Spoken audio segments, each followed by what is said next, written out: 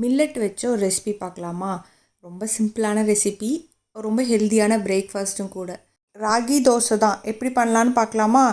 நைட்டே நான் 1 டம்ளர் ராகி கூட அதே டம்ளரில் 1/4 பாகம் உளுந்தும் அரிசியும் கொஞ்சோண்டு வெந்தயம் போட்டு நல்லா கழிஞ்சு ஊற வச்சுட்டேன். அதுக்கப்புறம் மார்னிங் அதை நான் எடுத்து தேவையான தண்ணி ஊற்றி கிரைண்ட் பண்ணிவிட்டு உப்பு போட்டு நல்லா ஒரு டைட்டான கண்டெய்னரில் மூடி வச்சுட்டேன். அது ஒரு நைட்டுக்குள்ளே புளிச்சிரும். ஒரு ரெட் கலர் லேயர் மேலே ஃபார்ம் ஆகும். ஸோ அந்த மாதிரி ஆயிடுச்சுன்னா புளிச்சிருச்சுன்னு அர்த்தம்.